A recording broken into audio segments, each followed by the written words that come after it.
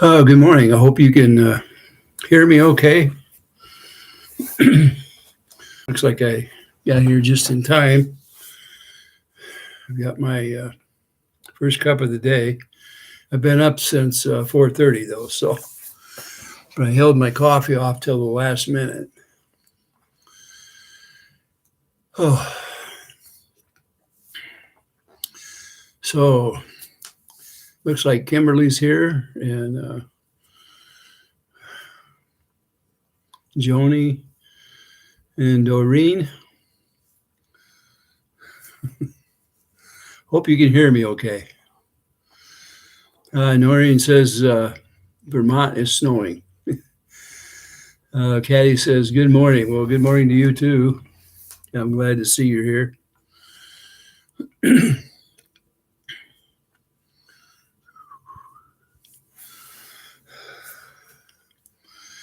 Kathy says, good morning. Good morning to you, Kathy. I didn't have any formal agenda to go on today. Mostly the chats or whatever somebody wants to bring up within reason, obviously. We'll talk about. I a little out of breath. I was kind of rushing around trying to make sure I had everything in place before I got here.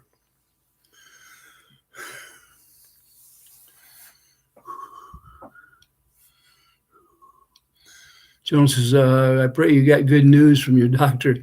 I won't know too much till the labs come back, and sometime today or tomorrow, maybe they'll say things are okay.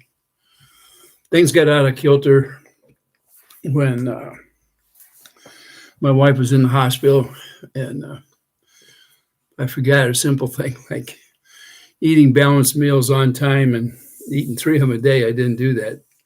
So what happened was the consequence was I lost around 40 or 45 pounds in 2 months. And along with that, threw my body out of balance. So I come out the other end, I was anemic and lacked vitamin D, and I wasn't able to sleep. There was a lot of things that just kind of upset, my health a little bit. A lot of it's coming back. I'm sleeping longer. I get up early because the pets wake me up. Puppy likes to go out at first thing and water the grass and fertilize it. So the first duty of the day is to get up and put a jacket on and go outside with him. I hope you can hear me okay. I don't know if I have my sound up enough. Let me know if the sound is correct, then that'll be good enough.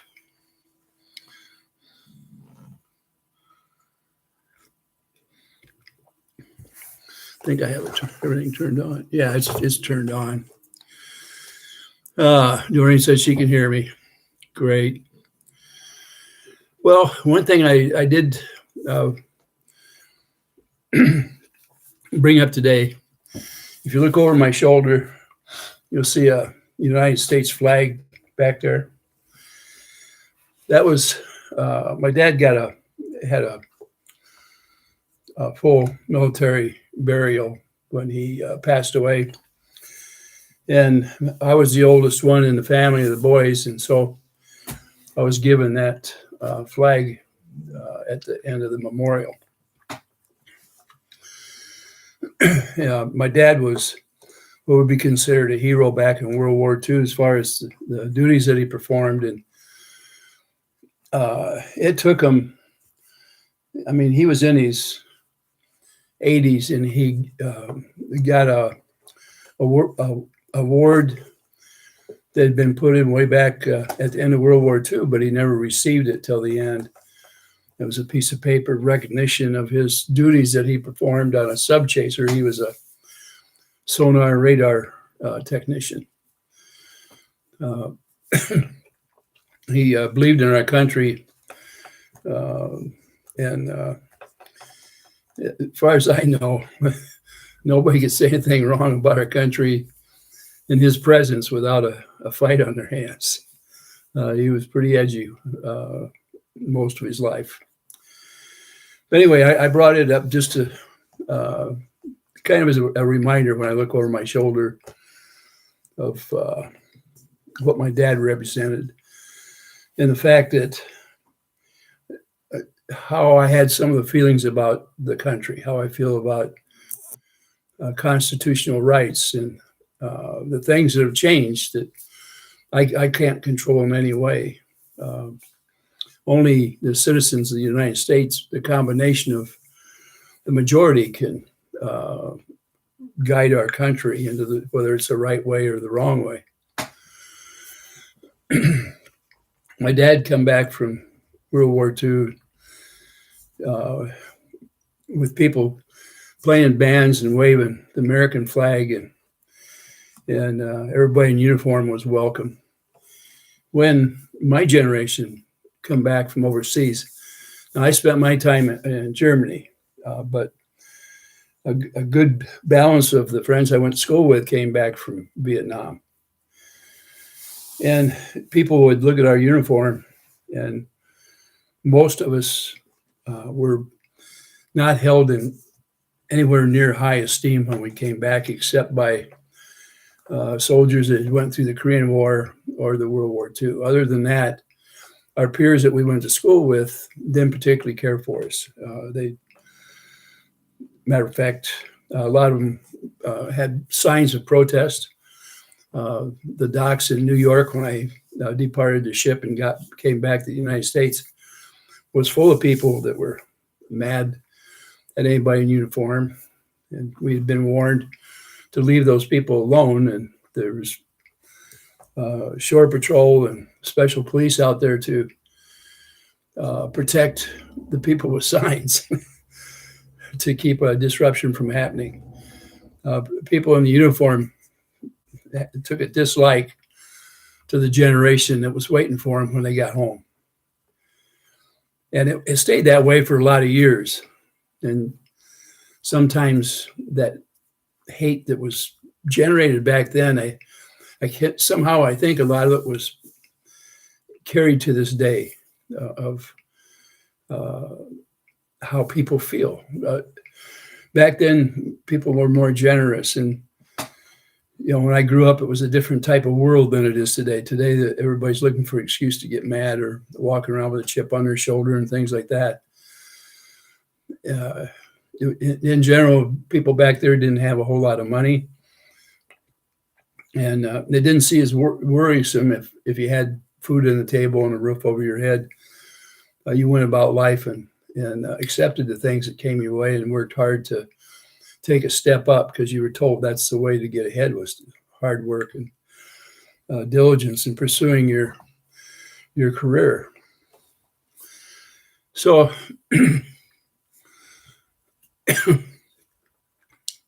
I guess I was just trying to give you an idea how I came about with the issues when I look out there and I see these people that have so much hate in their heart that they can't enjoy life in general. They look for reasons to go after people. And I realize it's a whole different class of people, that there's still a lot of people out there that have that same outlook as what I did and do. Now I'm done with my lecture, that part, and the reason I had my flag up here. And the flag will stay in the family one way or the other. Somebody will get that one when I pass. All right, let's get in here. Now say hi to everybody. Doreen, Caddy, Little Bit, Birdie Pug,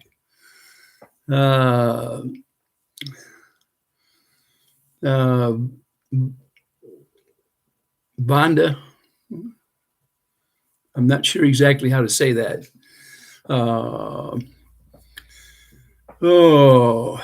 Scampy Girl. Anyway, I'm glad to see you all here today. And let's see what it says here. Because Good morning, Ray and chat. That was a little bit. I do have a question. What the hell Ohio court about? I believe it's about a protective order.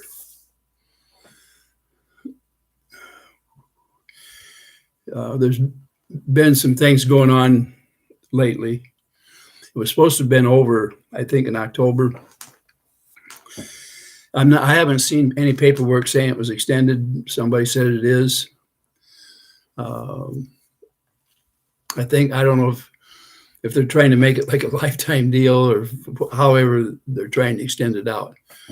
Recently, John and Michelle were able to get a lawyer represent them up there, is my understanding. And I don't know the name of the lawyer. I haven't seen enough on it to talk about it. If Lisa happens to come in here today, she may know a little more. If John is in here, I'm sure he knows plenty. I don't know how much they're going to share because in the past, the lawyers have been looked at and kind of attacked. They go to everything they can find in the background. Kim says, good morning, just got my coffee. Yeah, I just had one drink out of it, mine so far. It does taste good.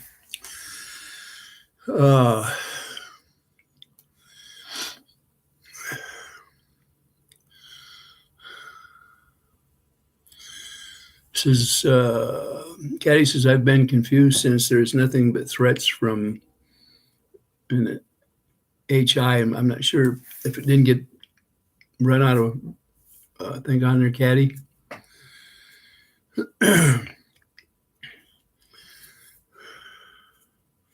Mostly when you hear all those threats, a lot of them are empty threats. Sometimes you have to keep in mind the court is the one that's going to tell us what's going to happen. And everything else is speculation until they sit before the judge. The speculation is put out there to make money. It's simple. And a lot of people are stretching things. So we're going to find out what happens in the court.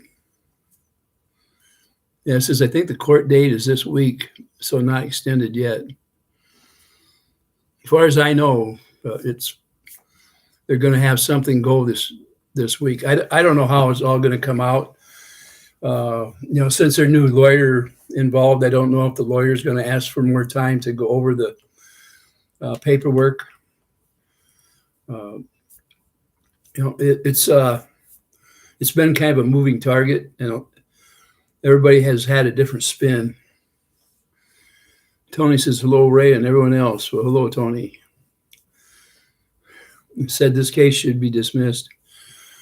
Yeah, sometimes I wonder, the protection order, I just can't help believe that not everything was submitted properly, so that the judge really had something to look at to make a real judgment. And it became very one-sided. And I don't know the judge. I never looked into the background of the judge. The only thing I know about it is it's a woman. She's in Ohio. And she handed down a protection order of somebody that's a resident of Florida, against that person. And the one that got the protection order was from Ohio and just a snowbird down there. As far as the rest of the facts, I know very little of it, or at least not enough to make a pure decision on it. Tanya says, hello, Ray, and all I have, and I have my coffee. To you, Tanya.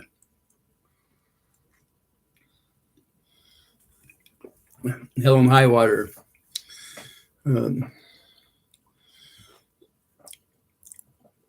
Hall, I see you in there. Is it Hall or Hal?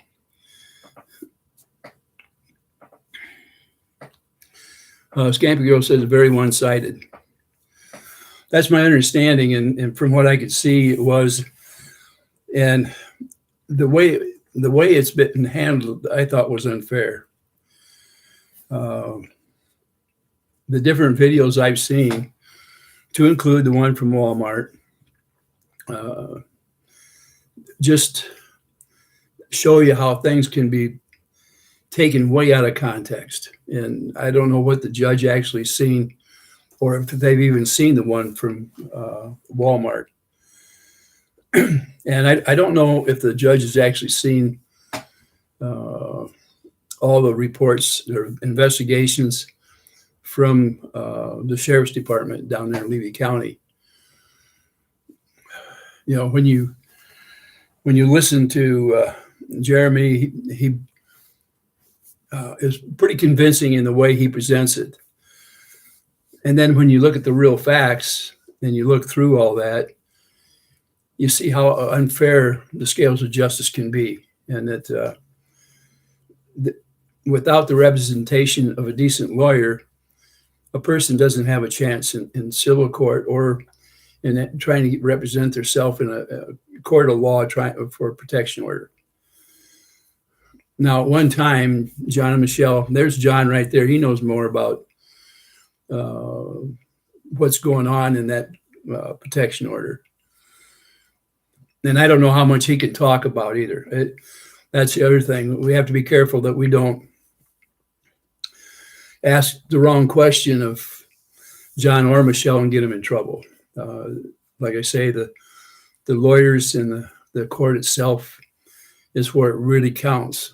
And the speculation we have is just that. It's just speculation for us. I hate putting people on the spot to commit one way or the other. Anyway, good morning, John. I'm glad to see you on here. The Walmart one was very shocking. And you can see who was in the wrong there. There's no mistake at all on that. John very clearly was there way before Jeremy was, and Jeremy chased him down. He was not looking for Jeremy. He was there simply to buy a product. He was at the cash register, was paying for that at the time, and had this guy that, my opinion, is an idiot with a phone up there, up in the air, yelling and screaming.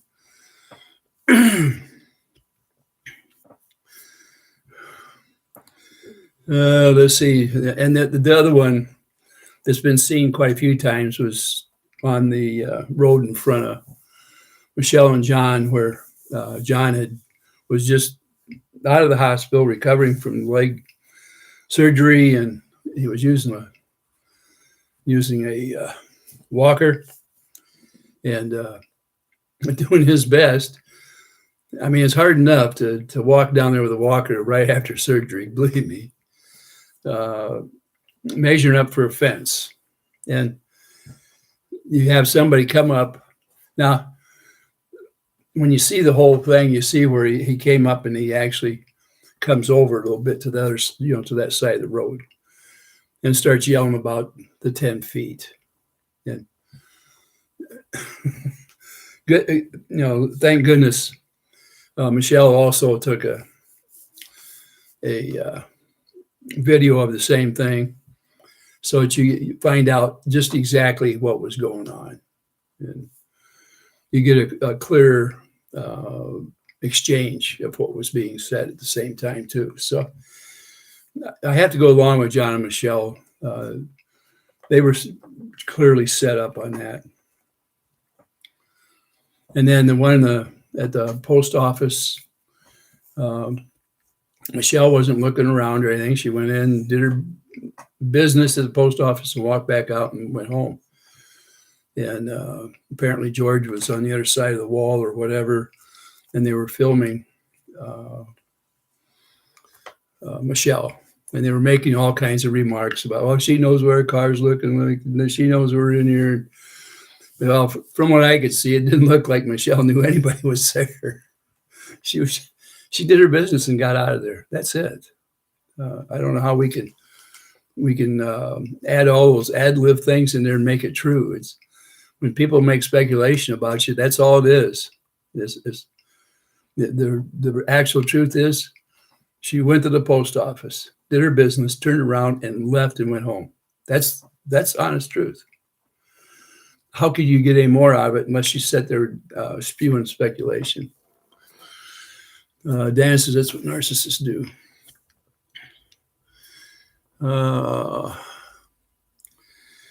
Let's see. Pam, I see you're here. Dan Foyle.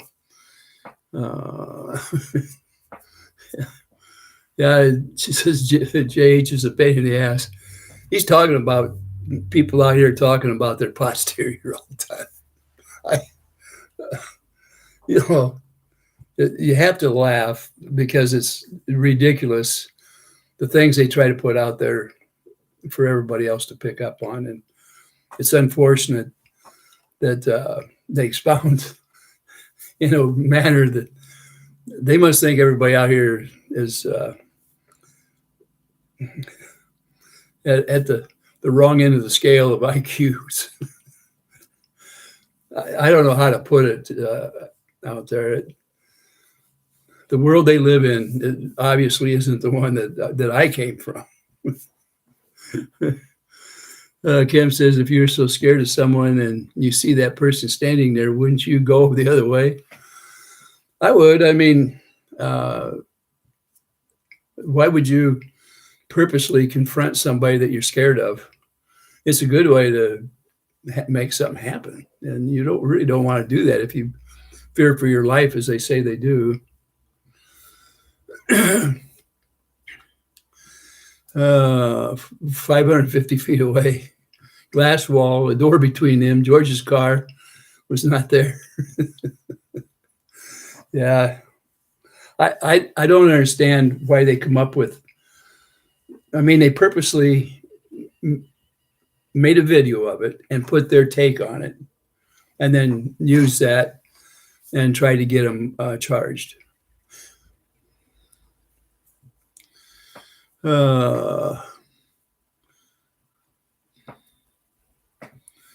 Noreen says, is that the diary you're talking about that DJ Radis puts? Yeah, I see the rat there. Puts out. That's been going on for over a year.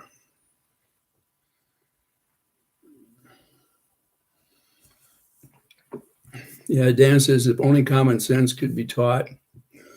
Yeah. I don't think common sense is ever going to come into play on that side of the coin.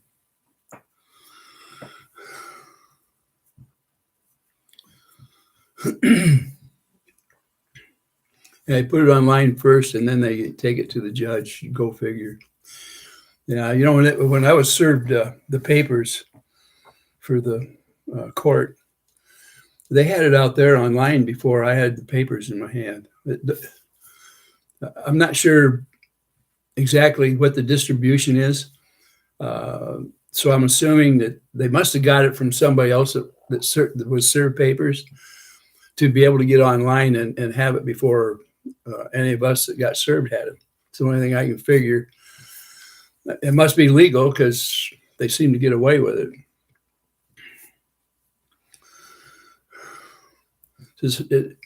It's not hard to see the truth about who the aggressors are. That's pretty much how I see it too, Tanya. I'm more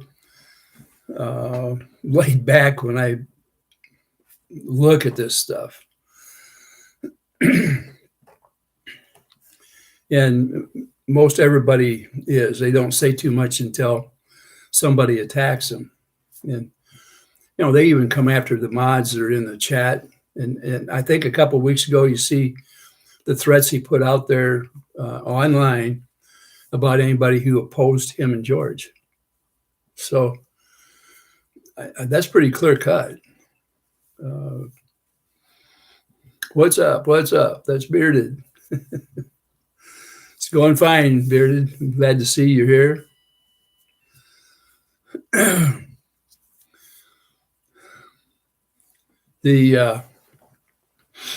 I woke up this morning. I had a little more snow out there, not much. I think today will be the day where I might finally get out and clear my driveways. uh,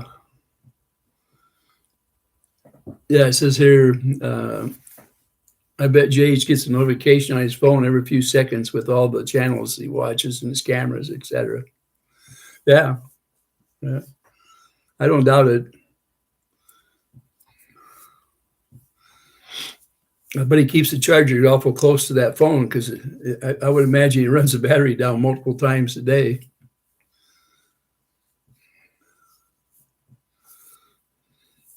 He's got so many people that's looking at this stuff anyway that, I mean, there's shots after shots after shots. You know, in the past year and a half, I mean, no less than, let's say 1,000 times somebody has said, yeah, I took a shot of your chat or I took a shot of your video. I've got it. You know, there's always somebody coming in to try to jab. If they're not making fun of you, they're jabbing you in some way. It seems like there's just a lot of them. Sometimes it seems almost overwhelming. I didn't know there were that many people in the world that love to do that stuff, but there is. Jenny says, good morning, Ray and family. Got my coffee, just waking up. This is mine.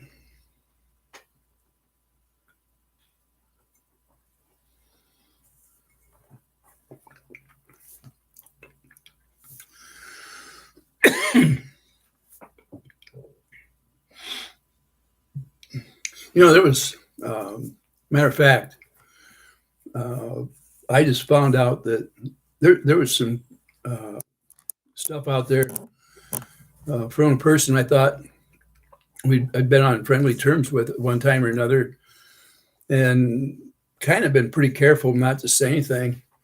And yet this person decided to attack me, and I have no idea why. I haven't ever said anything, but I guess after a while, people just join the wagon. They get on there, and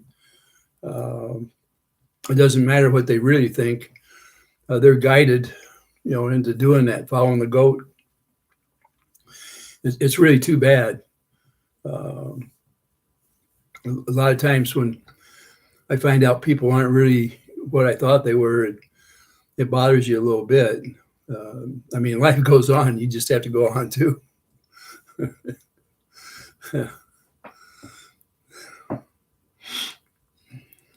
Some of these people, it's too bad they haven't walked in my shoes, you know, from my generation before they got to this generation. Maybe they'd have a little bit different outlook on things and maybe not so foolish and maybe not follow other people so willingly that they'd be able to think on their own without having to follow somebody else. The generation I came from, most people were, they were taught how to think. They weren't made into robots. And today when I look out there, it seems like we have people that are more of a robot than they are a person. It seems like it's just a different world.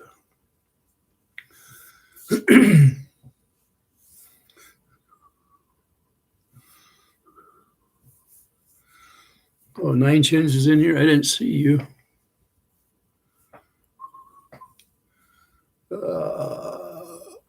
Sorry about that. I don't know how I missed you. There's Nikki up there. Sometimes when I get to talking, I forget to look at the chat. Let me get a little up here a little bit.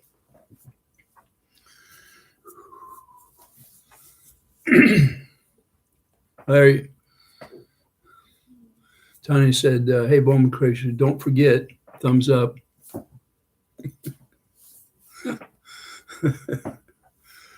Yep.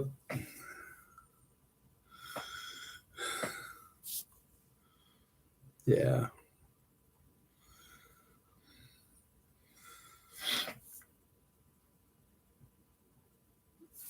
One thing about it, everybody comes in here on the chat, I know they've been a subscriber at least 20 minutes because that's what I threw on there. Uh, I would open it all up, but then sometimes it gets a little edgy. And I know we're not here to throw too big of rocks. We're here to discuss a serious discussion from time to time, and then sometimes just making a little joke here and there.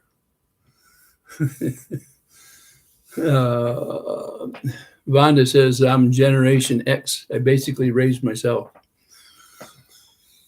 Yeah, it seems like after the early 60s, to make a living here in the United States, both parents had to work.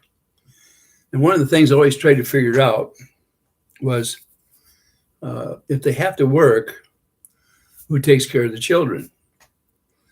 And it amounts to child care services of some kind out there raising the children. And obviously they raise them different than the parents would. And I always wondered, what if one of the parents was always there to take care of the child? How much different would it actually be? And how much money difference is there when somebody else is taking care of the child and while the parents are working? If one of them stays home just during the period of when they're young, that first 5 years, and then find a job where they can work the hours that they're in school or something to make a living. In the household that I grew up in, it was my grandmother's house. So, and my mother did go to work when I was in 5th grade, and she worked for, I think, 4 or 5 years, enough to put enough money in the pot so we could have a few things. Yeah, John says his father worked the day shift and the mother worked the graveyard. Yeah, and a lot of people did it that way as well. I don't know why it shifted to where both parents had to work to make a living, but our economy shifted quite a bit, and especially in the 60s, other countries started manufacturing because of course, they had lower wages than they did here in the U.S. And as that shift came about, manufacturing was starting to go other places. And people had to work harder to get enough living to be able to do things. And the wages kind of sunk a little bit because they were competing on a different scale. My wife, for the most part, was home with the children during our marriage. And early on, I had my own business for quite a few years, and my wife would help with that from time to time when there was time. I mean, she would actually come out on the job. Sometimes she'd take care of the checks or books and stuff like that.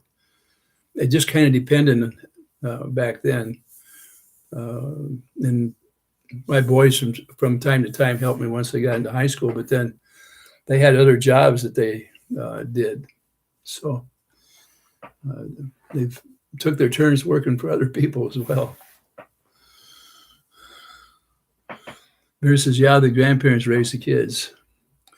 Yeah, for a big part of it, my grandmother taught me a lot of the basics, whether it be business or morals as well. So,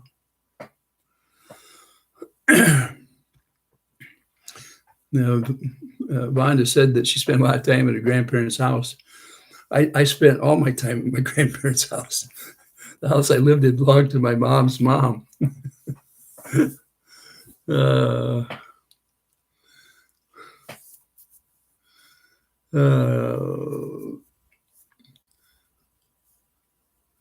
Helen said, luckily my mother and mother-in-law watched mine. And that's the case a lot of times. And that's a good alternative, by the way, keeping it in the family.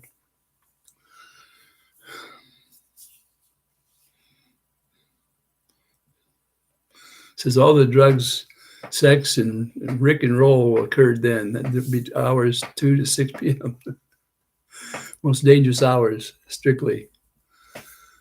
You know, we had what we called sock hops. And that's where a lot of times we'd get together and dance to music in somebody's basement. Those are sock hops. But we had, after that, then it was called teen hops. And we went to different ballrooms to dance. Nicole says, hi, Ray and Chad. How you doing, Nicole?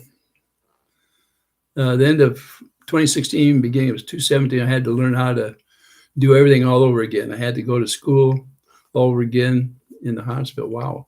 I was bearded. Yeah, you took some pretty good damage, didn't you, Beard?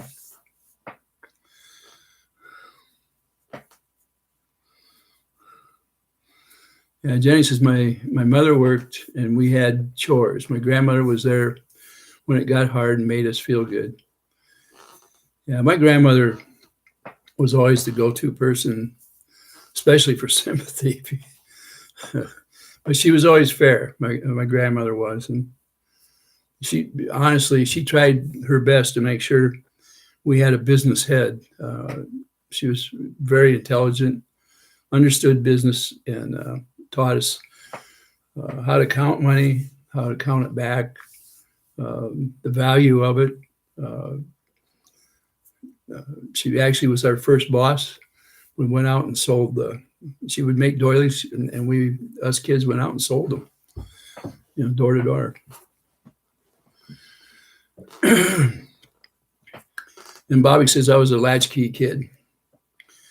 Yeah, that happens. If you're pretty responsible, it's not too bad. And if you know what to do should something happen, and you know how to call, you've got a phone available for emergencies and things.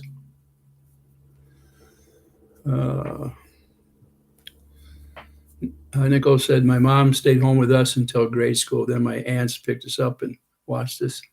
Yeah, keeping it in the family that way is a good idea. And it works out fine. You still get that education from your parents of the morals and, understanding responsibilities within the family.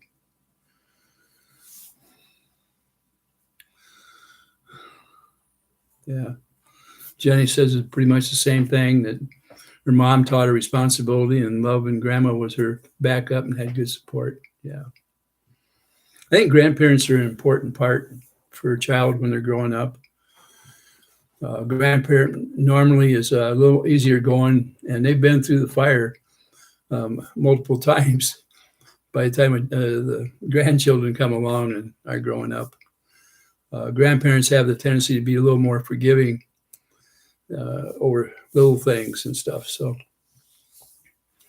plus most grandparents know how to cook cookies, make hot chocolate, cakes, pies, things like that.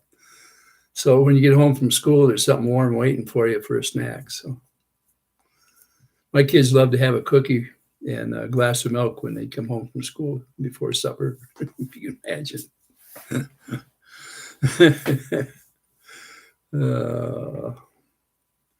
Yeah, for the most part, my wife was home anytime the kids come home from school. She was there.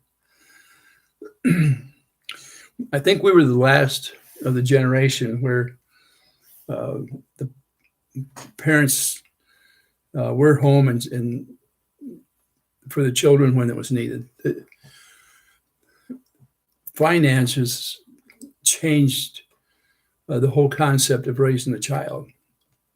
I can't imagine when our kids were young, even being able to afford to buy something basically like they could have a phone. Every one of them have a phone. That would be so important. Those phones are expensive. Man.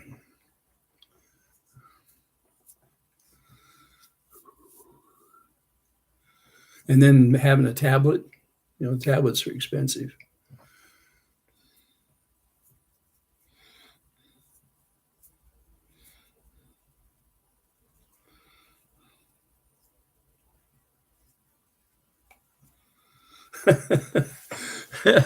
Edie said, I paid for my child care. My mother lived too far away, and my mother-in-law had said she raised her children. We were to raise ours. And then we heard the stories of her kids being raised by the grandparents. That's usually the way it is kind of too. I understand that very well.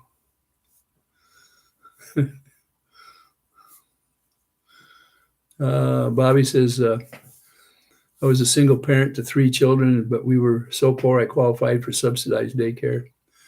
I'm so grateful my granddaughters are looked after by me and their other grandparents. Yeah. Grandparents are very important for children. They need that person that would listen to them when they first get home, or if something went wrong, things like that. It's part of the growing up period, having somebody they can rely on in times of need.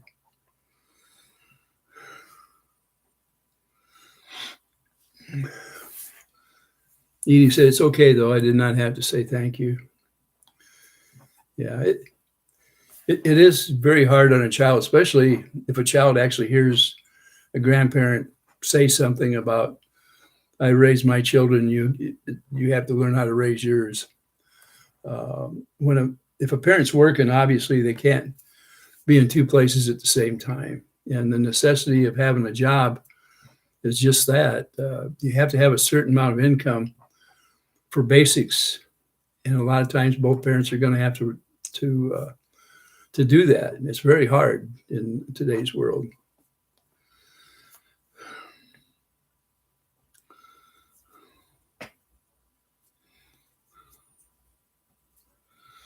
Well, Helen, 3 of your grandparents were gone before you were raised, and the one that was left didn't say too much. That really makes it kind of hard.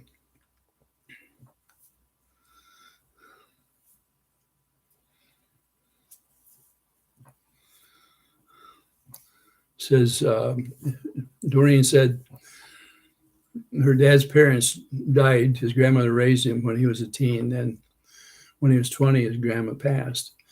It makes it hard on somebody when somebody that raised you and they pass away when you're that young. When you're 20 years old, you still need that person to talk to occasionally. As old as I was when my parents passed, there's times where you wish you could get on the phone and talk something over with them, something that you're contemplating or whatever. It never goes away, that part of it, of looking to somebody that you felt had all that knowledge that you could tap into.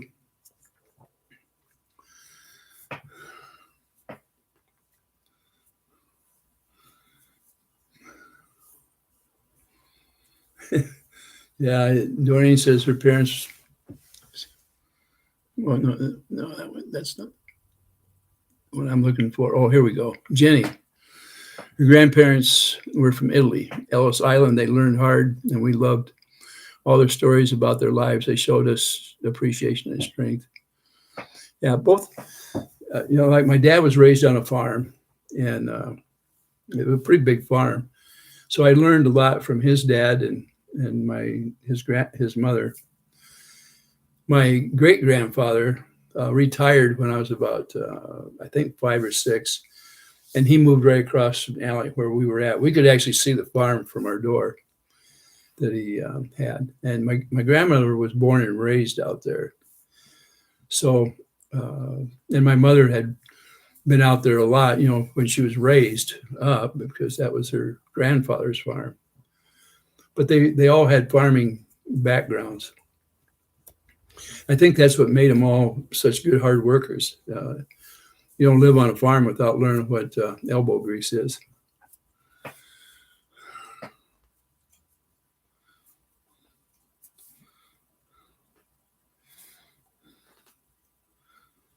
Says Tony says her husband and her take care of their grandchildren so they don't have to go to daycare.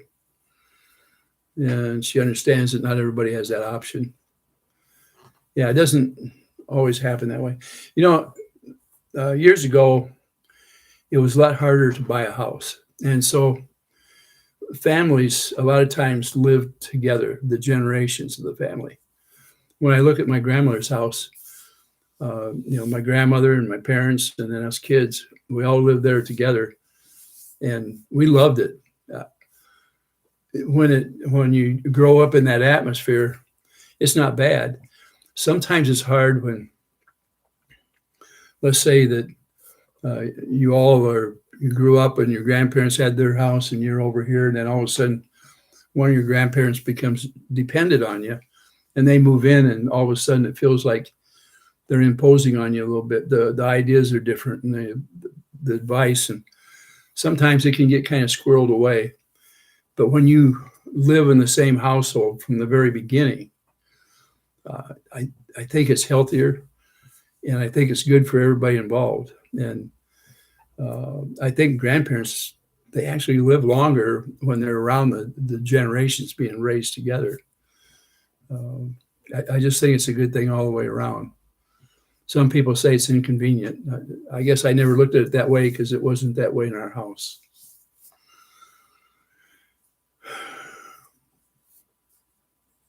It says good childcare is hard to find, and that's true.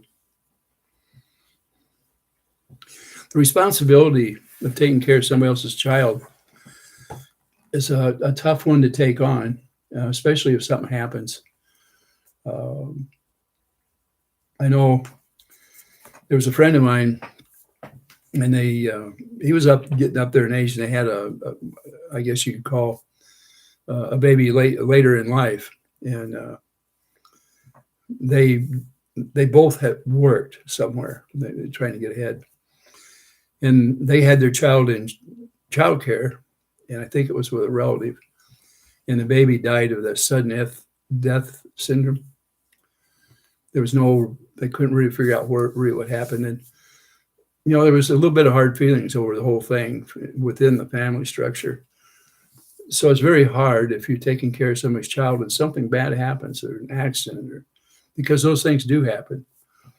And in today, our world, we're always looking for an excuse to point fingers at somebody. If only they did, and then out comes the excuses. But life, we had to be so careful in how we take care of somebody's child is a hard one, very hard.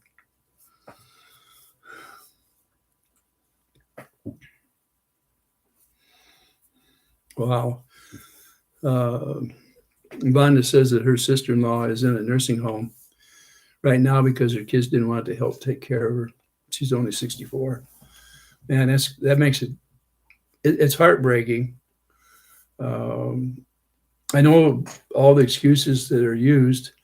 Sometimes it's because the person is senile and it's hard to be there 24/7. Other times it's just inconvenience itself. It's hard to give up part of your life. We forget that a parent or a grandparent, what they gave up to take care of us as a baby. I mean, they wiped your butt for you when you're too young to wipe it yourself. Do you get too old to where you can't wipe their butt back when they're unable to do it? Just asking.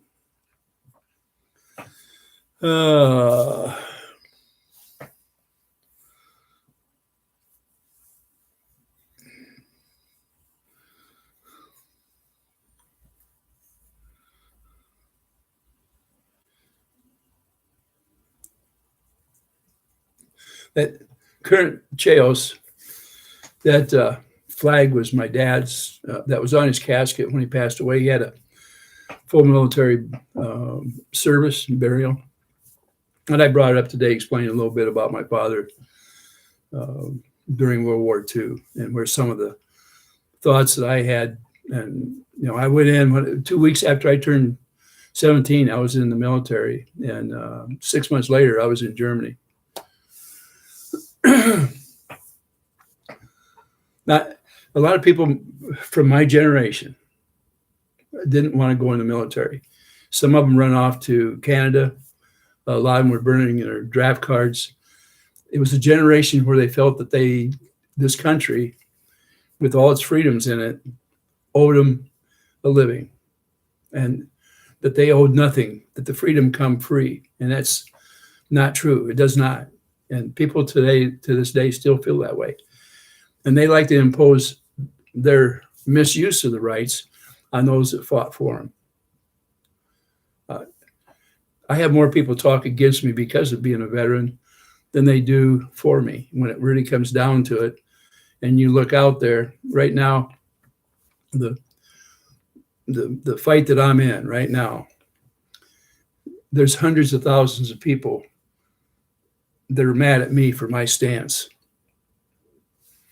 And I have a lot of people that back me, such as what's in the chats here and stuff. But there are more against me than for me. And I always felt that I did the best I could doing my part for the country. And I realized that there were people that hated me for even having a uniform on back then. It was a different era. Today, they now consider a person in uniform a hero again, or a good person, somebody's fighting for him. Not so back in the 60s and 70s. The general consensus was a lot different. There were a lot of cowards back then. They literally ran to other countries so they wouldn't have to serve here. And they enjoyed burning our flag and peeing on it and protesting and doing everything they could to disrupt the mechanics of our country. And a lot of them that were back then are in the Senate and Congress and in high office in our government. So beware when you listen to some of them talk.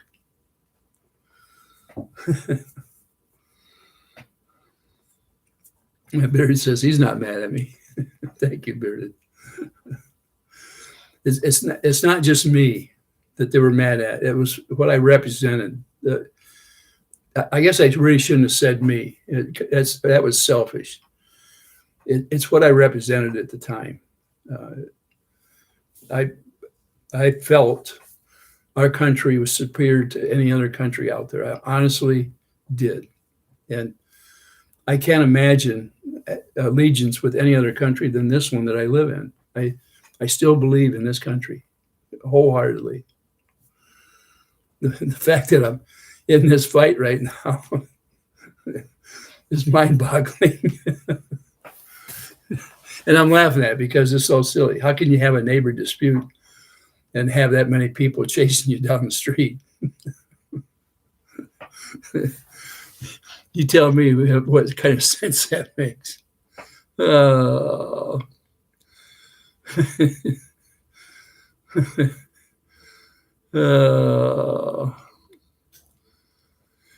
Somebody says I grew up in the 60s. I'm an old hippie.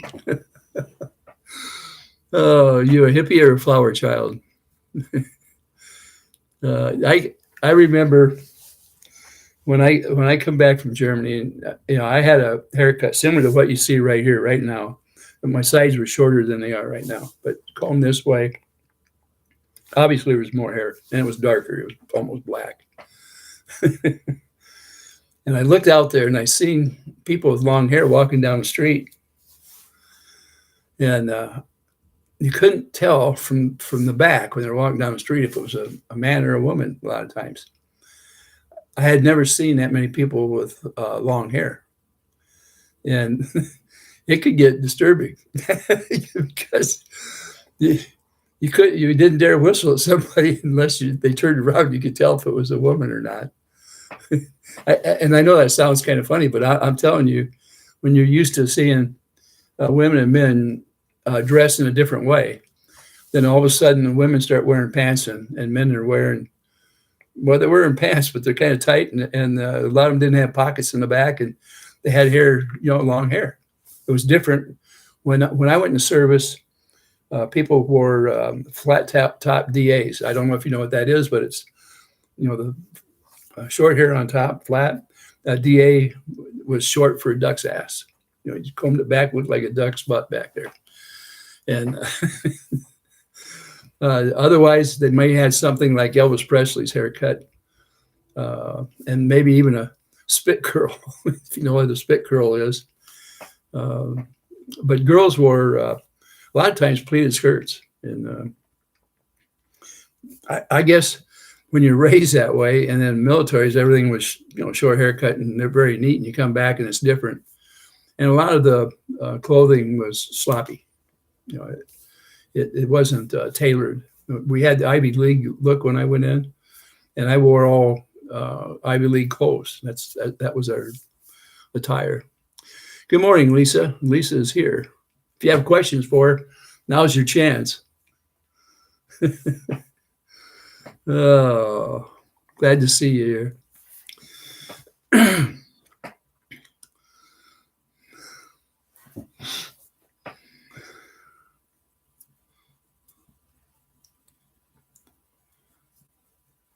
Yeah, I didn't go to Vietnam, people. I spent my time in Germany. At the time, the Western Germany was still occupied by France, England, and the United States. Eastern Germany was occupied by Russia. Russia had an iron hand on that part of Germany. And at that time, they were our number one enemy in the world was Russia. And that happened to be a country that we supplied with equipment during World War II. And if it hadn't been for the United States and the other allies of Europe, Russia would have fell. And they immediately turned on everybody that helped them out back then. It was a different world. It was called the Cold War that went on back then. And to this day, some of that feeling is still there.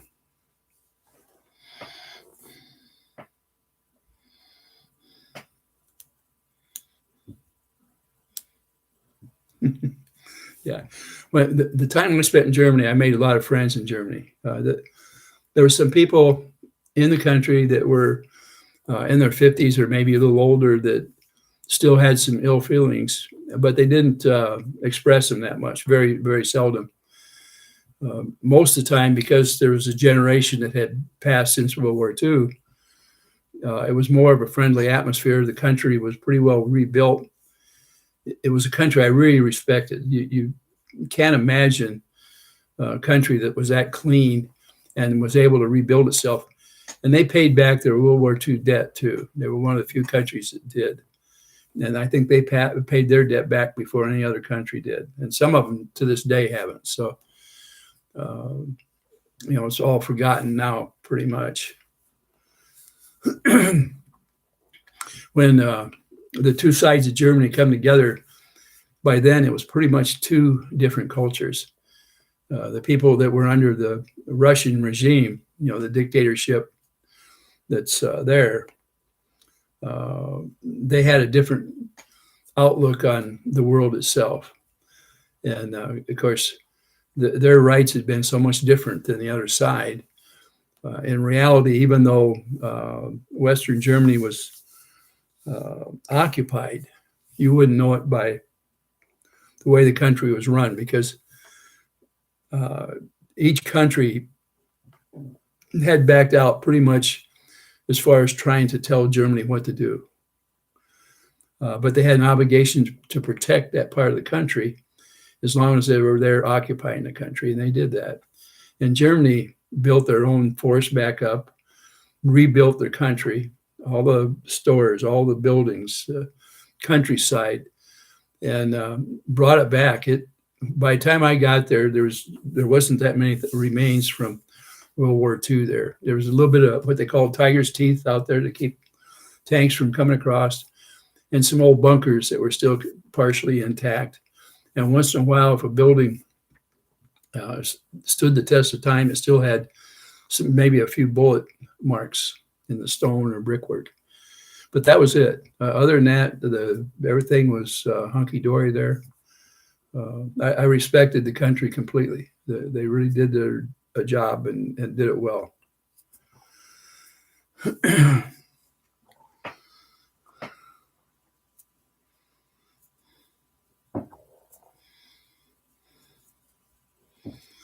Well, Pam, I see you're here. It says, my husband's only child took birth. His parents and one passed in a nursing home, and he had to go in for rehab, and the other one died in my living room at 101. Wow. Yeah, my wife's grandmother was 99, I think, when she passed away. My wife was a lot like her as far as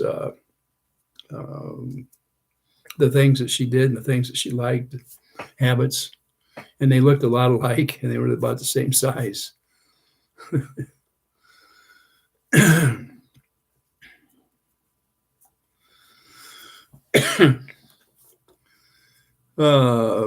Pretty bug, I see you in here. In elementary school, we practiced bomb threats by going on our desk. Does anyone also remember that? What we did, because of and you're right about the bomb threats, we were worried about atomic bombs. And yeah, we got underneath our desk during the drills that we had. And we did have the drills on a regular basis when I was in school. It was a time of what they called the Cold War. And Russia and the United States had more nuclear weapons than any other country out there. And I think they still do to this day. Those two countries have the most. The outfit I was in Germany, it was a 14th Armored Cav. And we had a nuclear outfit attached to us called the Davy Crockett outfit.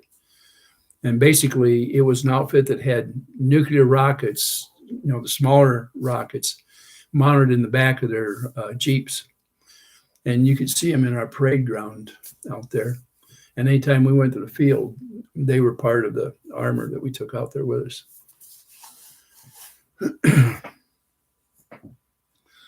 Lisa Strictly says, I smell desperation this morning. I haven't seen anything on the internet. I haven't been looking out there to see how these yo-yos are talking about things right now. I didn't see Tony. Oh, yeah, I did. Babs, I see you're in here.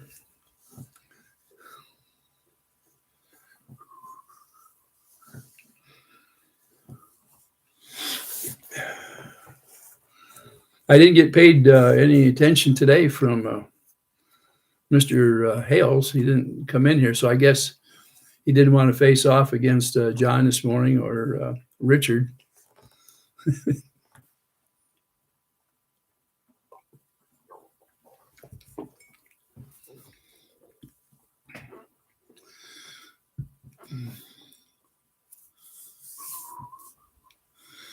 see.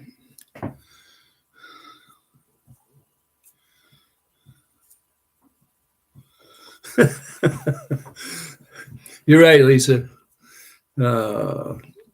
Yesterday he was giving out his claims to his case. Dang, all the lawyer has to do is watch it. He's an idiot. And he calls you dumb.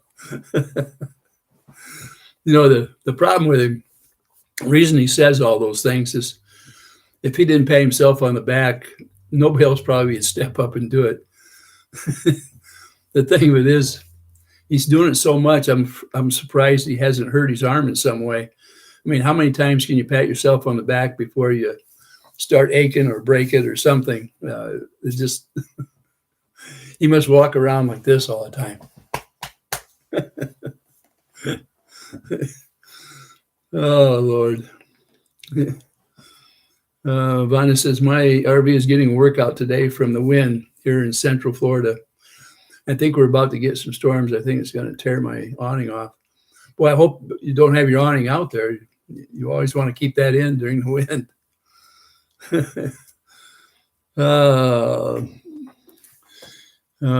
Rev Kelly, what do you say? Well, not a whole lot, just a little bit. I was hoping, since I didn't have anything on the agenda specifically, that you guys would have a lot to say.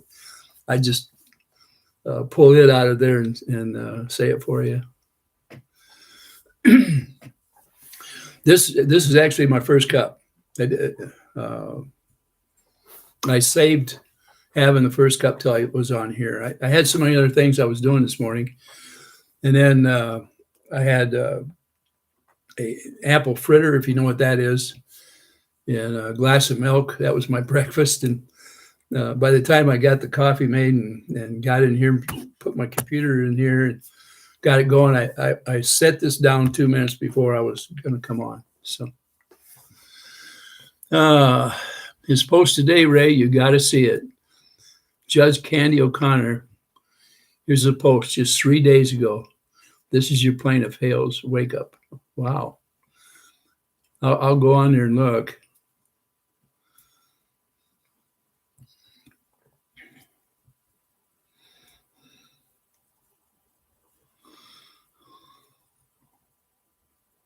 Hashtag wake up.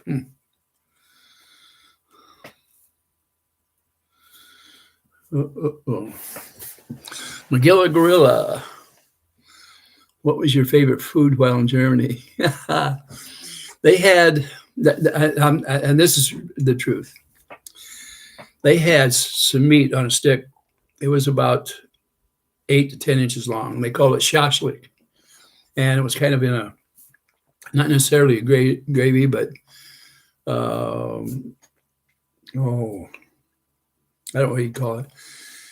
And it was only 1 mark, which 1 mark in American money was 25 cents. And it tasted good. So whenever I went downtown, I would get that. Now, when I sat down to a dinner, a lot of times I had schnitzel. But and then I like German potato salad. I don't know if you guys have ever had German potato salad or not, but it's a cold salad and it's got vinegar in it, sliced potatoes. It's good. My wife used to make it a lot, and trying to think what else I mean, there were so many good foods I liked in Germany. And there wasn't a lot of what you call desserts when you go to a restaurant, but downtown they had their different bakeries. I say downtown, I'm talking about a town called Karlsruhe. Some of you may know where that's at, but they had a bakery. Once in a while I'd stop by there and get something, and everything was good. I liked their food over there, and I did eat plenty of it. A lot of times, the company I was in, and the barracks I was in the second floor of the barracks. About half of us, we'd go to town every once in a while. We'd all go into there was a restaurant there in Neurut that we would go to, and they had a big long table that would fit most of us. And they pretty much knew what we wanted, and they would serve us when we come in there. It was a good deal. We were well received over there, and didn't mind going to places like that and spend a little money. I'll tell you a little joke. There was a waitress in there that waited on us all the time, and we had one of the guys in our barracks we called Foots, because he had great big feet. And I'm talking about great big feet. The guy was about 6'2" maybe, but his feet were way, way oversized. And the waitress looked at us one day. She said, "Why do you call him Foots?" And he said, "Well, he's got foots like that long." She thought we were talking about something else. And her face turned bright red. She walked away. She never asked again.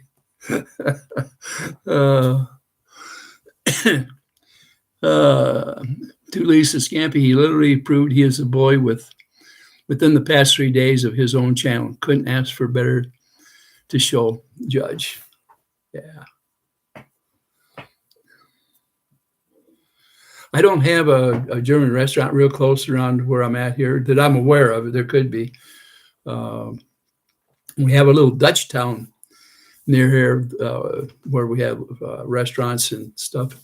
A little pricey for what's there. But as far as German, I don't think when we lived in Des Moines, we went to a couple of different Italian restaurants over there. They had top of the line food. And we also had a Cajun restaurant over there we went to once in a while. It wasn't as good as what was in Louisiana down there. I do miss being down there in Houma. I know my daughter and I talk about it every once in a while, about the food down there. Let's see. Schnitzel. Rev Kelly says Schnitzel was my favorite. Never liked warm beer. We played 4 shows. Played Stuart Garden. I got kind of used to the warm beer. It's funny. Uh, when I got over there, and they used to joke around about not having warm beer. The first time I went down there, I got beer off the tap, and I figured, well, this is bound to be cold, right? No, it was warm, and it was strong. Yeah, but it did have a taste. You get used to the taste of German beer, and you come back and have an American beer. It doesn't have anywhere near the taste. When I stopped in Spain before I got to Germany, and there the main beer was Heineken beer, and it didn't have hardly any taste either. It came in a green bottle, a smaller bottle, what I was used to, but it had enough kick. I was pretty well juiced up by the time I got back on the ship. Nuremberg, sorry for the spelling, but I'll tell you it was before the wall come down. Yeah, I was in Karlsruhe. For a while, I went down to Sinbach, down to TDY, the Air Force at Sinbach for a while, just before I come back to the States. Bad Kissingen was my first assignment in Germany, and that wasn't too far from the Fulda Gap. And the Fulda Gap is the part that we guarded while I was over there. Two Lee says she'll be handing out popcorn.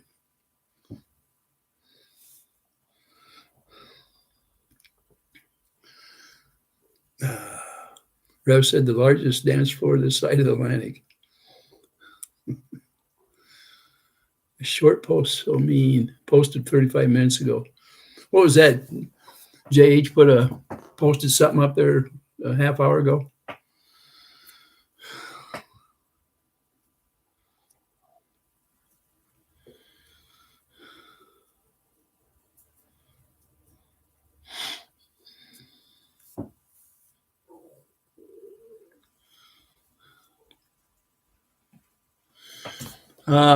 Rev says, was house band at the Toad Holler in Des Moines for about a year. I'm not sure where that's at. You'd have to tell me. When I was over there, I lived on the east side behind a Hy-Vee store. It was on 26th and boy, that's been a long time. I have to think about it a little bit. But it was 26th Street off from Hubble. So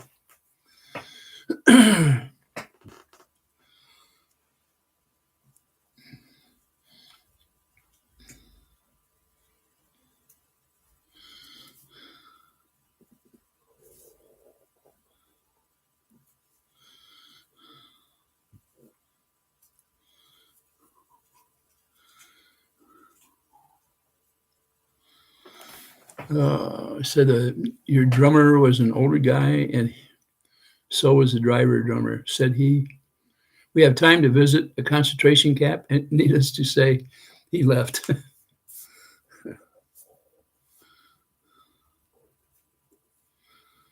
Gotta go check the soup beans to make sure they're not sticking.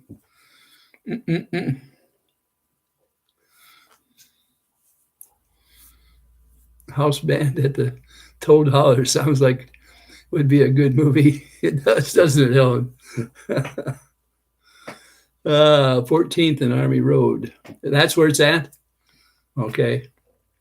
I've been up and down the 14th all the way from 8035 across the north and all the way down to Army Post Road. A lot of times I'll come in from the south on Army Post Road.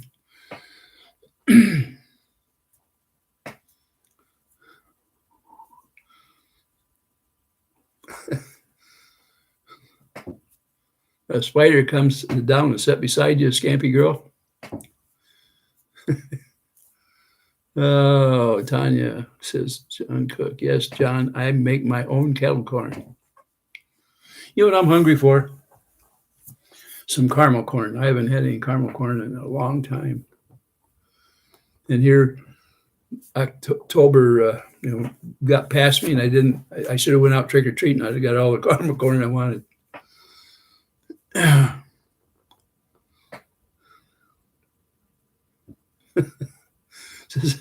She looked up and it was sitting on the couch pillow staring at her.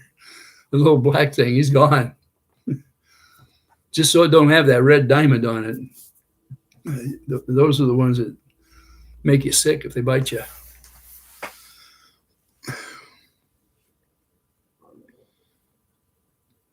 That sounds good. Caramel corn mixed with some cheddar. Yeah, yeah.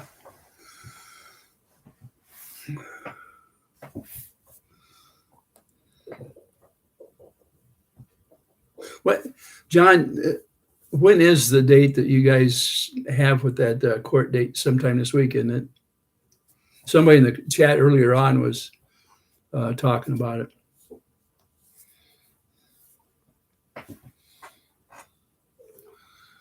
Topsy Popcorn is here in Kansas City. They have cinnamon popcorn and caramel corn. Bird says, I'm still here, Ray. I'm still here. Okay. Scampy said that the spider was a small, black, chunky thing. That reminds me that I think day before yesterday, a small spider went across the table when I was finishing up my supper, and I smacked it like that. And when I lifted my hand off, it was still going. I hit it again, finally hit it again, and then I had to wash my hand off.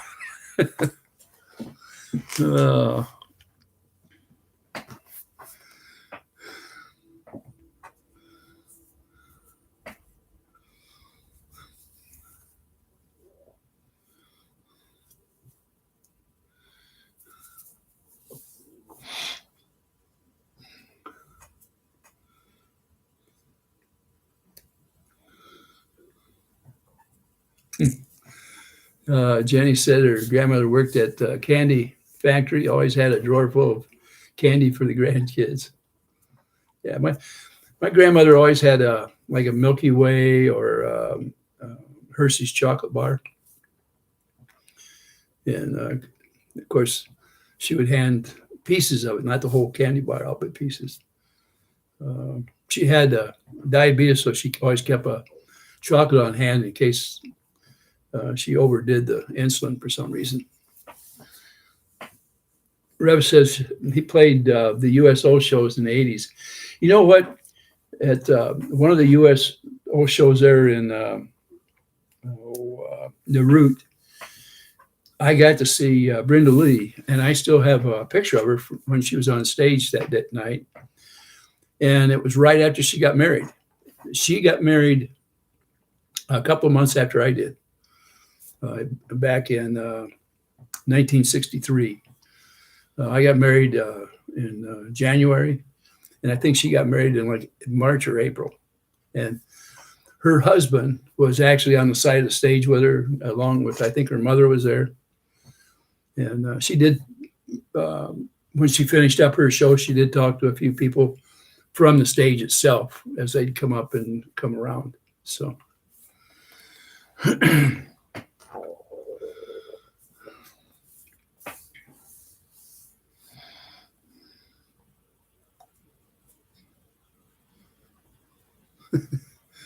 Peter said he used to bring home tens of thousands of sheets of wrapping paper.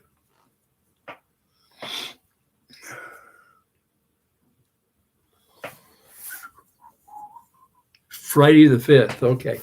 I almost missed that, John. Good luck on the 5th, too, for you and Michelle. I know that it takes more than luck. It takes trying to get the attention of the right people with the right type of material, submittal material, and get them to look at it.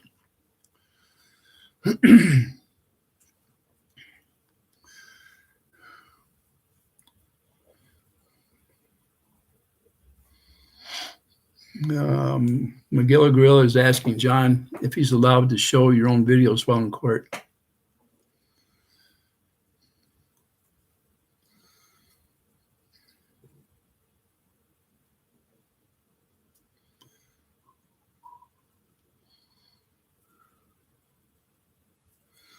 prayers for John for a good outcome. Good idea, everybody. Let's hope that the two of them are able to show their side of the story. They certainly haven't been given much of a chance up to this date. So let's hope the scales get balanced again.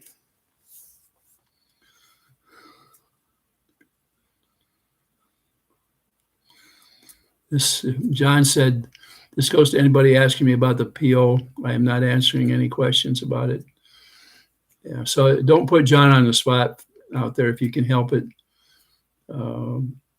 They hang on every word that either him or Michelle say, and they're doing everything they can to use it against him.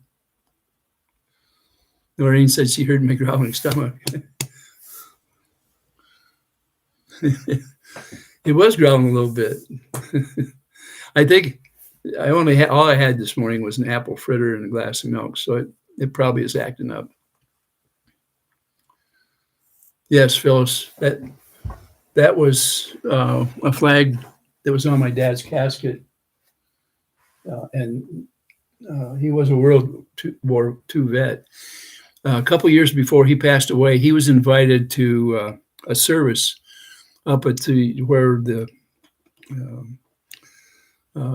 unknown soldier grave is, and interviewed by some of the people that are in charge of that whole thing up there about his service. And he was honored at that service. So as a World War II vet, and people from that sponsored him were from Georgia, and some of them were there with him to assist in that. He actually carried a wreath out that they put on the stand there so he was pretty proud of that moment that he'd been invited to do that. He was a staunch supporter of our country and did his part. He was a sonar and radar technician on a sub chaser during World War II.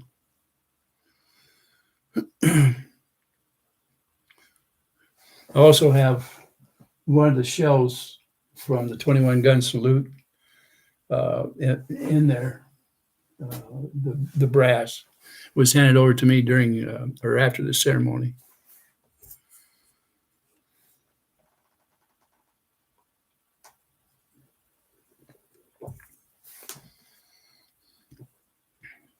I think my brothers were given some, and my kids were each given one too as well. So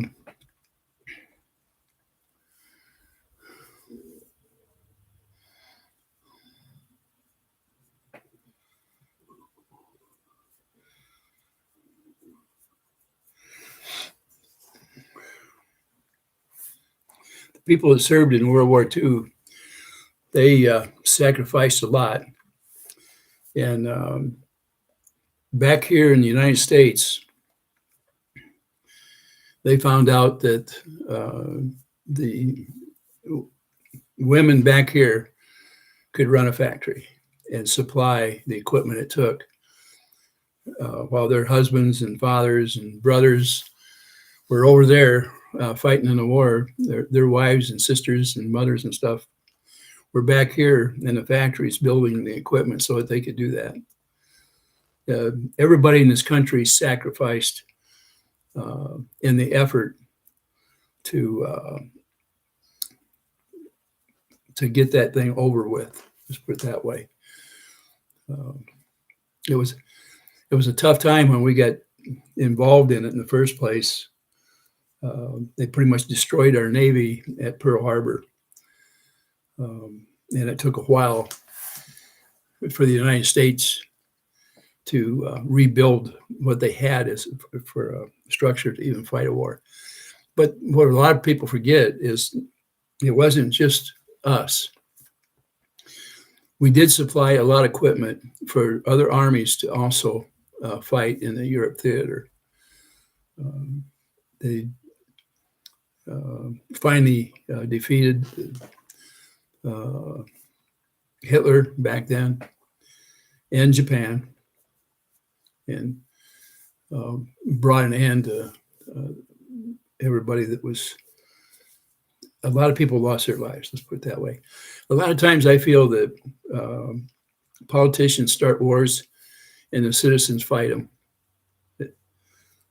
I know it's kind of a poor outlook to have on it, but I think a lot of times that's what happens. Most people in the countries really don't want to have that battle. They don't want to lose their families over a dispute.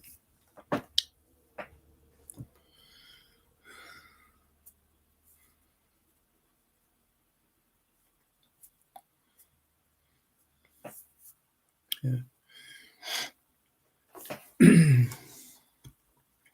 There are a lot of veterans, you know, that are permanently damaged.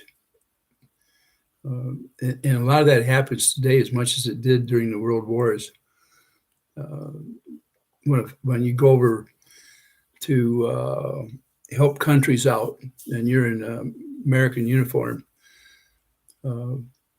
it's tough to say the least. You're worried about what might be on the roadway or the person that's walking to you. You just, when you're in a country where you don't know who they are and the enemy looks exactly like the friends, it can make it tough. You're always on the lookout, I think. And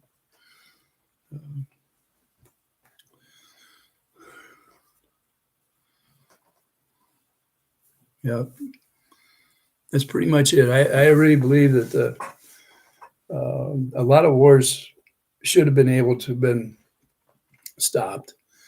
Even the one that between Russia and Ukraine, if the world didn't trade with either country, said, "That's it, fellas. We're not giving you equipment, no money, nothing. You're done. We're not going to allow you to kill each other." They wouldn't have a choice but to stop. They couldn't run long without outside help. People sell them the weapons to fight with, and give them all the tools and equipment. And what happens is we're aiding them in the effort of killing each other. It doesn't make a whole lot of sense to me. I know each country feels they're fighting for their country and their rights. And in the very end, what happens is you just turn the ground red with the blood of both sides. You know, even here in the United States, the Civil War, a huge number of people died in a civil disturbance. Is what it amounts to. It's kind of a bad thing. I wish there was a better way to settle things other than over the sight of a rifle or dropping a bomb of some kind.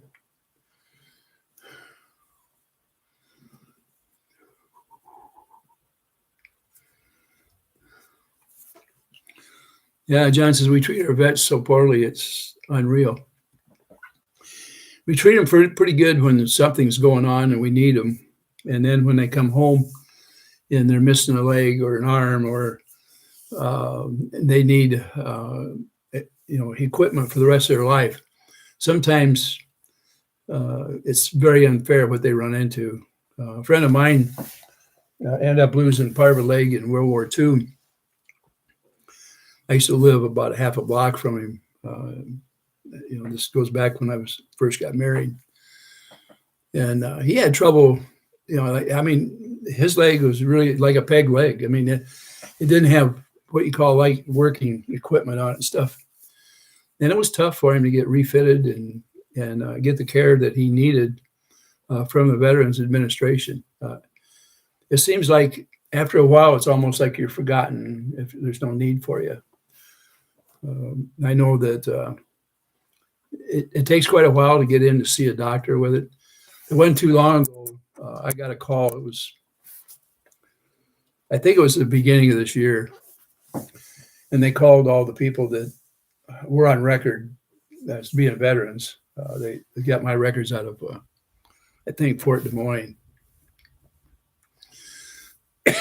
And asked me if I wanted to come in and get signed up or do something.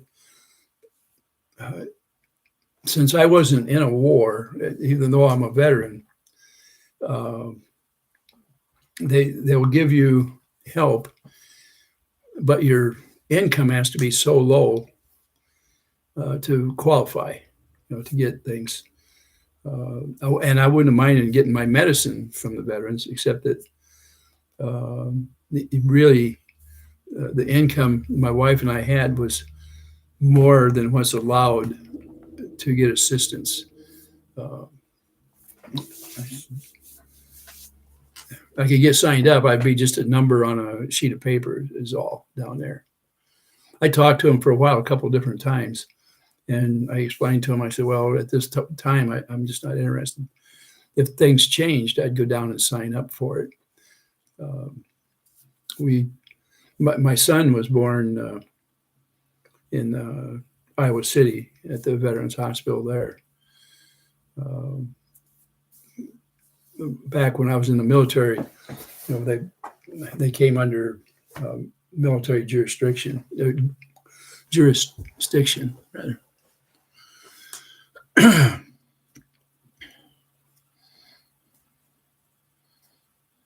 Yeah, I understand that strictly.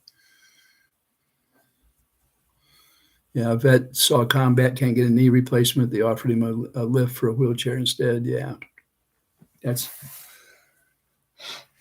in a lot of instances where he's going at the hospital, whatever. They may not have enough in the budget so that they can fit the type of knee that he may need or whatever. There might not be enough money in it. Let's put it that way. There in their budget, Congress doesn't always give out what it takes to take care of the veterans. Everybody gets on and says, "Oh, we back veterans 100%, and we'll do anything we can for them." But in truth, it really depends on how much notoriety they get in the press before they actually move forward. Most of the people that you see out there, they have their own things or their own agenda they're doing, and a veteran isn't normally part of it. It's an organization that's there, but they just don't want to be bothered. I don't know if it's laziness or just how they look at it. The people that would be considered my peers, the people in their 70s and 80s, and there's a lot of them, at least in the 70s, they're still in the Senate and Congress, that didn't believe in, especially Vietnam, and they look down on the generation that they went to school with. So they're not as apt to back something like that. It's not that they won't say that they would do it. It's just they're not going to push it.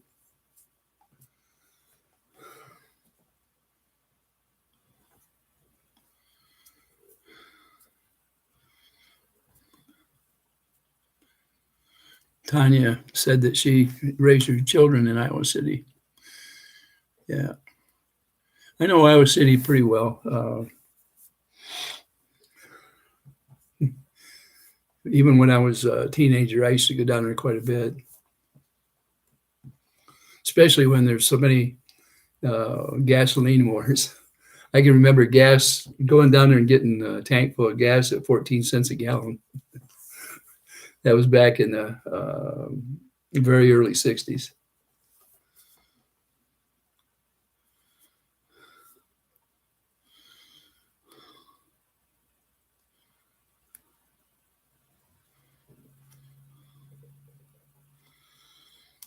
Yeah.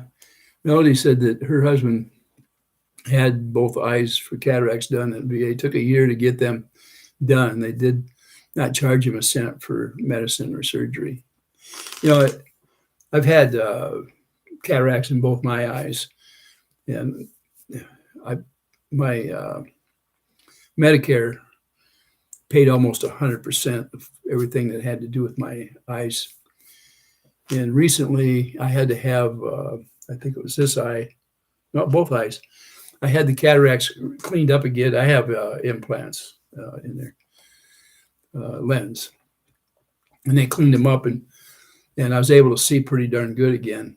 Matter of fact, if I take my glasses off, I can pass the license test without my glasses when I look into that little thing down there. But the nice thing about it is when they decided to do it, it only took like 3 weeks to get it scheduled. And I was in and out of there in an hour, for him to actually perform the surgery. And the last time when I just had it cleaned up, it didn't even take 3 minutes for him to do that. And they just happened to notice that it was getting, worse. And asked me if I wanted it done. And I said, yeah. So took me over there and did it. And I didn't feel a thing. Just you see, did it, and that was it. So a lot of times, if you're using the Veteran Administration to get something done, it takes a lot longer to get something scheduled. And you don't know if they're really going to do it till they do it either.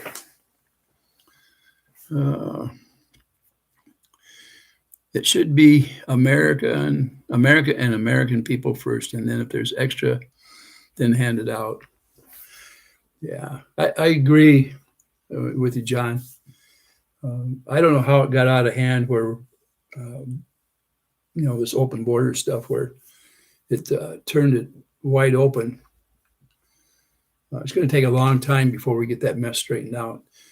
Our country was founded on immigrants, and it's only a great country because of that. But that didn't mean that you don't want people in this country without vetting them. In other words, you want to look at their background. You don't want a country to let all their prisoners loose in here, or the real bad people, the murderers, that type of people. You don't want them in your country. But the people who want to come here and honestly work and things like that, whenever there's room, I think they ought to be able to come into our country and enjoy our benefits if they're an active part of our country. But to just open the border and let it freely open, I don't believe in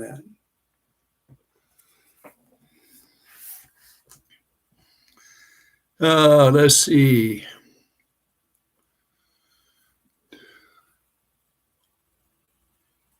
Tanya said that she went to Iowa University and then stayed and finished, raised kids there. Okay. And that was up in Ames then, Tanya, right?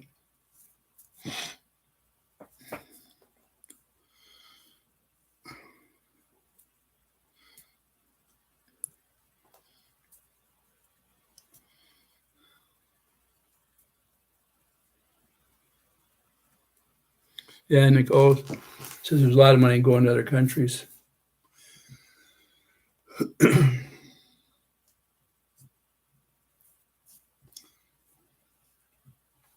Some of the money that was being spent for frivolous things that were in that budget,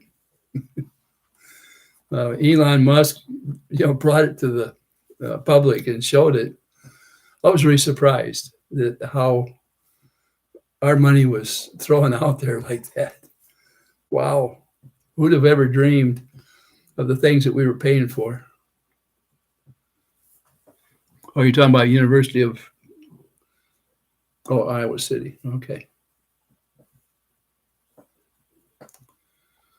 Yeah, you're right. Iowa State is Ames.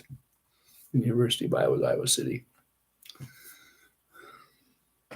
I took courses out of Iowa City when I got out of the service. It was under the Manpower Development Training Act.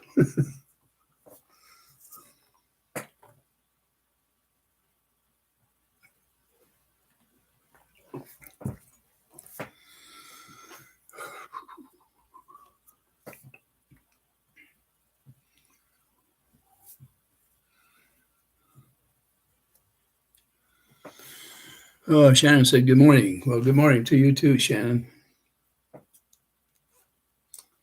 Starting to quiet down here a little bit.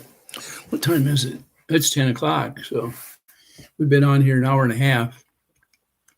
That is a pretty good amount of time. I hope it didn't get too boring for everybody out there. I mean, we've went over a lot of different subjects today. I'll have to go on there and see what's being said out there, I guess. I know I was a little surprised that somebody that had called me a friend at one time had turned on me and I didn't even know it. I mean, people do funny things. They don't necessarily come to you and say, piss on you. They just put it out there for somebody else to see, and then somebody brings it back and says, hey, you know what they said? It's kind of to me, it's a coward's way of handling things, but so be it.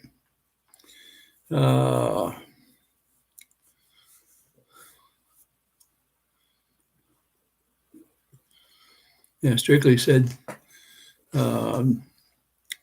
she homeschooled her kids. And one of my brothers went to school put on by the church, and actually he ended up with a pretty good education out of it. They didn't have extracurricular things like the sports and things, but it was all strictly education. So I think he came out of it smarter probably than the rest of us as far as knowledge from especially the high school part of it. Jenny says, you all have a awesome conversation. Love your family. Oh, Tanya says she's going to get going. She's got laundry. I got a little bit of laundry down there. I got to pull back up here and fold the clothes today.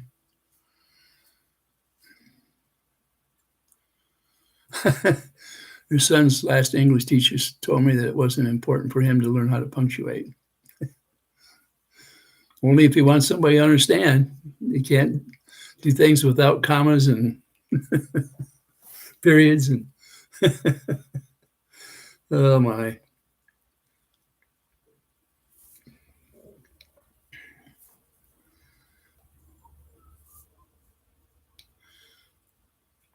Yeah, I think we're probably kind of at the end of it today. Well, anyway, I'm glad all of you came in here. I hope you had a pretty good time. I know a lot of you had to talk more or less with each other. I tried to pull some of the things out and say something about it so that everybody would get a listening to it.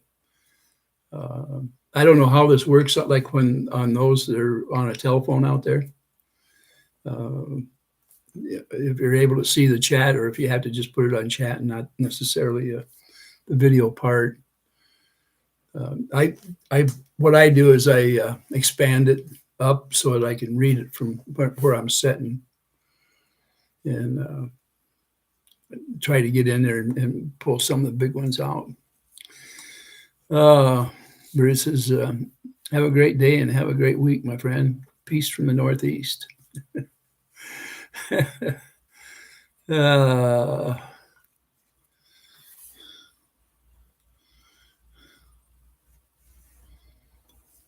don't know which videos you were talking about, Bearded. I did look over some of them up there. I'll have to go back and take a closer look. Anyway, I hope everybody is going to have a good day today. Don't let the wrong side of the argument or whatever it is that we're involved in get your goat. Just think about the ones that are saying it in the first place. A lot of times if they have hate in their heart, there's not a lot you can do about it other than wish them well. Just think if you were in their shoes and all you had was hate, it would be a terrible life to lead, wouldn't it? With that, I guess I will let you go. I'm going to end the stream right here. Go ahead and hit the thumbs up if you get a chance out there. I know that if you're in here, you've already subbed to the channel, so thank you for that. Talk to you hopefully tomorrow. I'll pull it up for a little bit. We'll see how far this thing can go with a cup of coffee in the mornings to wake up to. So see you then. Have a great day. Don't let that guy get to your goat. We live in his head. That don't mean he has to live in ours. So with that, goodbye.